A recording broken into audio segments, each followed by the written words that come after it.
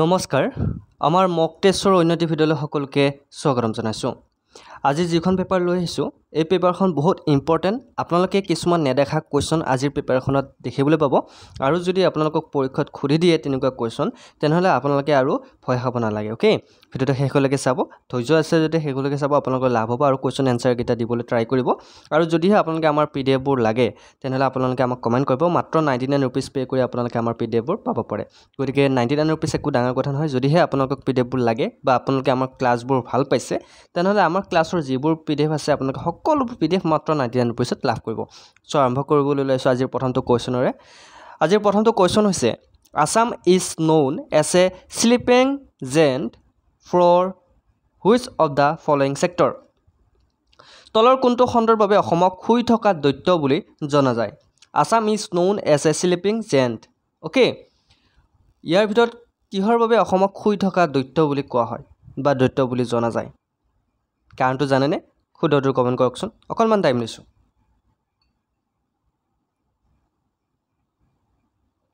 correct আনসাৰটো হৈছে হৰ্টিকালচাৰৰ বাবে অসমক শুই থকা দৈত্য বুলি জনা যায় নেক্সট কোৱেশ্যনটো আহিছো which committee has been set up to consider scheduled tribe status to 6 communities of Assam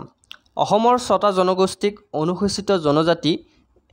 মৰ্যাদাৰ বিবেচনা কৰিবলৈ কোনখন কমিটি গঠন কৰা হৈছিল এটো কিন্তু বহুত ইম্পৰ্টেন্ট দেই 6ষ্ট অনুসূচী আপোনাৰ গঠন কৰা হৈছিল কোনখন কমিটি গঠন কৰা হৈছিল কমিটিখনৰ নাম জানেনে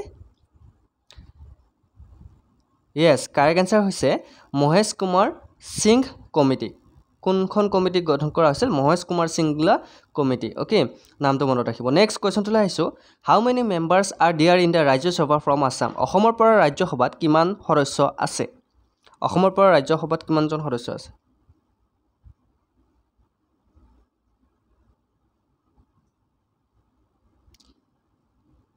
অপচনত থাকাৰ ভিতৰত মই এনসাৰটো কৈ দিছো অসমৰ পৰা 7 জন আছে ওকে বৰ্তমান হয়তো সংখ্যা বাঢ়িব পাৰে আপোনালোকে চাই যাব হা এটো কোৱেশ্যন আপোনালোকৰ ৰিলেটেড কোৱেশ্যন হয় আপোনাৰ কাৰেন্ট এফেয়াৰ্সৰ কোৱেশ্যন হয় বৰ্তমান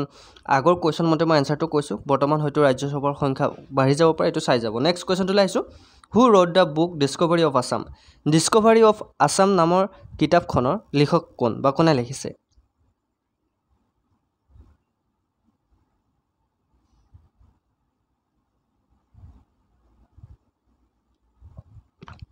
কোনে লিখিছে কাৰেক্ট আনসাৰ হৈছে সতীশ চন্দ্ৰ কাকতি কোনে লিখিছে সতীশ চন্দ্ৰ কাকতিয়ে এই কিতাপখন লিখিছে ডিসকভাৰী অফ আসাম ডিসকভাৰী অফ ইণ্ডিয়া কোনে লিখিছিল হেখন কিন্তু মোক ক'ব লাগে আপোনাক কমেন্ট কৰি মই অলৰেডি এটা ক্লাছত কৈছো যে ডিসকভাৰী অফ ইণ্ডিয়া সেই কিতাপখন কোনে লিখিছিল তে ডিসকভাৰী অফ আসাম সতীশ চন্দ্ৰ কাকতিয়ে লিখিছে এটো মনত ৰাখিব Next question to lahaisu which of the following poem is considered as the first romantic poem in Assamese tolor kuntu kobita অসমীয়াৰ প্ৰথম romantic কবিতা হিচাপে গণ্য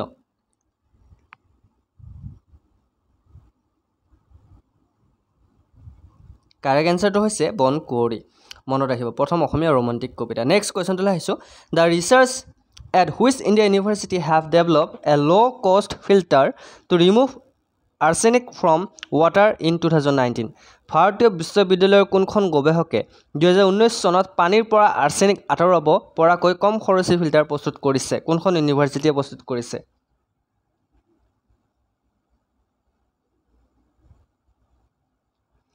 একদম শুদ্ধ উত্তৰটো হৈছে আমাৰ তেজপুৰ ইউনিভাৰ্চিটি আমাৰ অসমৰে গৌৰৱ তেজপুৰ ইউনিভাৰ্চিটিয়ে বৰ্তমান 2019 চনতে পানীৰ পৰা আৰ্ছেনিক আঁতৰাব পৰাকৈ কম খৰচী ফিল্টাৰ প্ৰস্তুত কৰি উলিয়াইছে বহুত ইম্পৰ্টেন্ট কোৱেশ্যন নেক্সট কোৱেশ্যনটো লাইছো which Indian sprinter has won gold in women's 200 meter at the Poznan Athletics Grand Prix 2019 in Poland পোলেণ্ডত অনুষ্ঠিত পজনাম এথলেটিক্স গ্ৰেণ্ড প্ৰিক্স 2019 ত মহিলাৰ 200 মিটাৰ দৌৰত সোণৰ পদক লাভ কোনে কৰিছে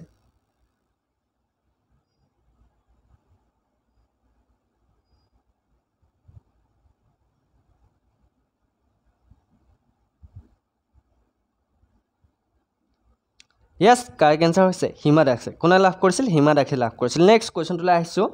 where did the East India Company set up the first tea estate in India in 1937 1837 চনত east India কোম্পানীয়ে ভাৰতত প্ৰথম চাহ বাগিচা ক'ত স্থাপন কৰিছিল ক'ত স্থাপন কৰিছিল জানেনে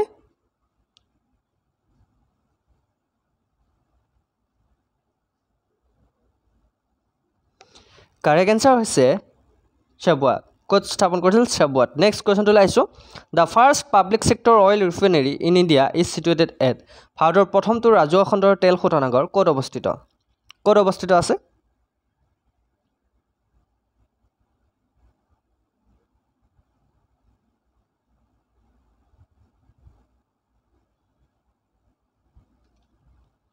কাৰেক্ট এনসাৰটো হৈছে গুৱাহাটীত আছে ক'ত আছে গুৱাহাটীত আছে নেক্সট কোৱেশ্চনটো লাইছো হু এমং দা ভাৰতৰ প্ৰথমটো ৰাজহুৱা খণ্ডৰ তেল শোধনাগাৰ সৰি এইটো গুৱাহাটী নহয় এইটো ডিগবৈ হয় ভাৰতৰ প্ৰথমটো ৰাজহুৱা খণ্ডৰ তেল শোধনাগাৰ ক'ত অৱস্থিত ডিগবৈত অৱস্থিত ডিগবৈ হ'ব answer who among the following did not belong to the Jonaki Yug তলত উল্লেখ কৰা সকলৰ ভিতৰত কোন জোনাকী যুগৰ অন্তৰ্গত নাছিল ইয়াৰ ভিতৰত জোনাকী যুগৰ কোন অন্তৰ্গত নাছিল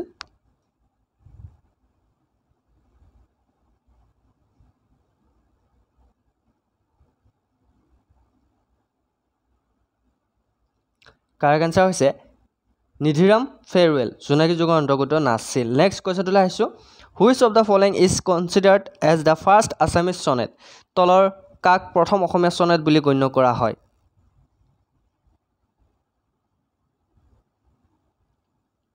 কাক গণ্য কৰা হয় কাৰেক্ট এনসাৰ হৈছে প্ৰিয়তমাৰ চিঠি ইয়াৰ ভিতৰত কোনটোক প্ৰথম অসমীয়া সনেট বুলি গণ্য কৰা হয় কাক বুলি কৈছিলো সৰি ইয়াৰ ভিতৰত কোনটোক প্ৰথম অসমীয়া সনেট বুলি কোৱা হয় প্ৰিয়তমাৰ চিঠিক ওকে নেক্সট কোৱেশ্চনটো লাইছো name the first Indian national park declared as all heritage site by UNESCO in 1985 1985 চনত ইউনেস্কোৰ দ্বাৰা বিশ্ব ঐতিহ্য ক্ষেত্ৰ হিচাপে ঘোষণা কৰা প্ৰথমখন ভাৰতীয় ৰাষ্ট্ৰীয় উদ্যানৰ নাম কি বহুত important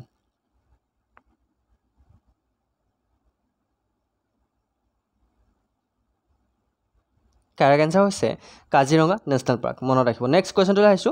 who is the head of the high level committee to review the implementation of clauses 6 of Assam accord of 1985 1985 চনৰ অসম চুক্তিৰ 6 নং দফা ৰূপায়ণৰ পৰ্যালোচনাৰ বাবে উচ্চস্তৰীয় সমিতিৰ মুৰব্বী কোন আছিল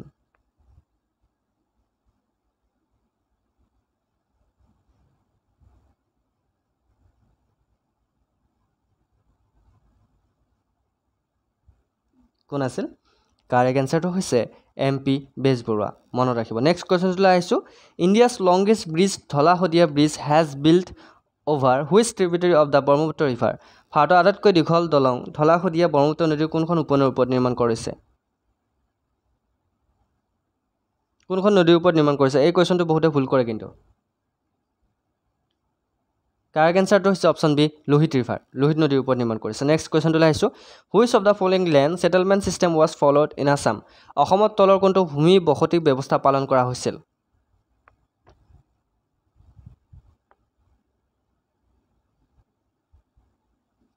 ইয়াৰ কাৰেক্ট এনসাৰ হৈছে ৰায়তৰি ওকে ৰায়তৰি মনত ৰাখিব নেক্সট কোৱেশ্চনটো লাইছো Banduka Behar is a novel written by Medini Choudhury is based on which legendary personality Banduka Behar Medini চৌধুৰীয়ে ৰচনা কৰা এখন উপন্যাস কোনটো কিংবদন্তি ব্যক্তিত্বৰ ওপৰত আধাৰিত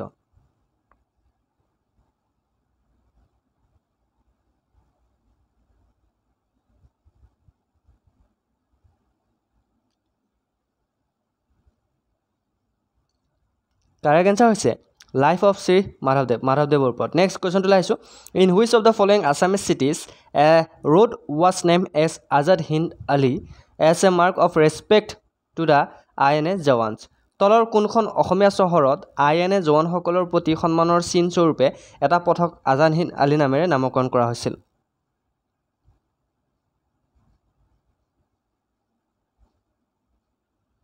কাৰেক্ট এনসাৰটো কি হ'ব কাৰেক্ট এনসাৰটো হৈছে যোৰহাট নেক্সট কোৱেশ্চনটো লাইছো who is the first and only chief election commissioner from Assam অসমৰ পৰা প্ৰথম চিফ কমিশ্যনাৰ কোন আছিল প্ৰথম আৰু এজনেই চিফ কমিশ্যনাৰ কোন আছিল হৰিশংকৰ বৰ্মা তেখেত ওকে মনত ৰাখিব নেক্সট কোৱেশ্চনটো লাইছো who gave the title of Rani to Gaidinliu the great Naga female leader okay Gaidinliu কোন আছিল কাক দিয়া আছিল এই উপাধিটো who gave the title of Rani to Gaidinliu এই উপাধিটো কাক প্ৰদান কৰা হৈছিল কাৰেক্ট এনসাৰ হৈছে জৱাহৰলাল নেহৰু নেক্সট কোৱেশ্চনটো আহিছো which institution is excluded from panchayat Raj bodies under the Assam panchayat act 1994 Assam panchayat আইন 1996 অধীনত কোনটো প্ৰতিষ্ঠানক পঞ্চায়তী ৰাজ সংস্থাৰ পৰা বাদ পৰিছে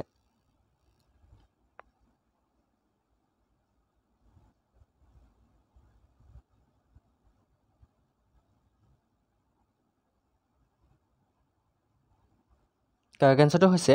গাঁও সভা মনত ৰাখিব নেক্সট কোৱেশ্চনটো আহিছো the famous Assamese poets Ram Saraswati Harihara Bipra Hem Saraswati adorned the court of which king of Assam in the 14th century বিখ্যাত অসমীয়া কবি ৰাম স্বৰজ্যোতি হৰিহৰ বিপ্ৰ ৰেহেম স্বৰজ্যোতি 14th শতিকাত অসমৰ কোনজন ৰজাৰ দৰবাৰ শোভা বঢ়াইছিল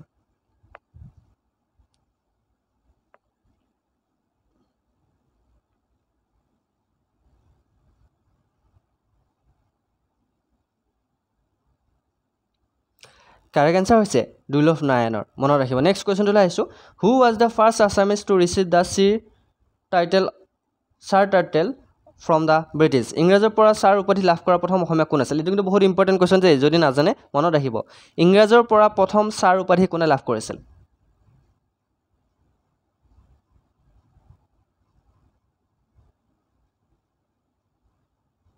কোনটো হ'ব correct answer yes correct answer হৈছে ছাৰ সৈয়দ সাদুল্লাহ তেখেতে প্ৰথম ইংৰাজৰ পৰা ছাৰ উপাধি লাভ কৰিছিল option C is right answer next কোৱেশ্চনটো আহিছো বিয়া অৰ বিগয়া শুকনানি অৰ মাৰোপালি গোৱা and Ramayani this are 3 types of which oldest art from Assam গতিকে মনত ৰাখিব বিয়া অৰ বিগয়া শুকনানি অৰ মাৰোপালি গোৱা এণ্ড ৰামায়ণী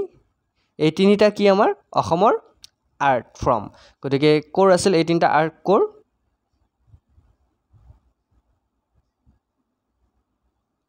এই তিনিটা কলা হৈছে ওজাপালি মনত ৰাখিব কি আছে বিয়া বা বিগয়া শুকনানি তাৰপিছত ৰামায়ণী এই তিনিটা হ'ল ওজাপালি আৰ্ট নেক্সট কুৱেশ্যনটো আহিছো which is the first state in India where the AFSPA was imposed in 1958 1958 চনত ভাৰতৰ প্ৰথমখন ৰাজ্য কোনখন ৰাজ্যত এফএছপা জাৰি কৰা হৈছে এফএছপা মানে এফএছপিএ কোনখন ৰাজ্যত জাৰি কৰা হৈছিল কাৰেক্ট এনসাৰটো হৈছে অসমত নেক্সট কুৱেশ্যনটো আহিছো as per the recent survey of Transparency International which state has been rank as the top state in budget formulation practised Transparency International শেহতীয়া সমীক্ষা অনুসৰি বাজেট প্ৰণয়নৰ পদ্ধতিত কোনখন ৰাজ্যক শীৰ্ষ ৰাজ্য হিচাপে স্থান দিয়া হৈছিল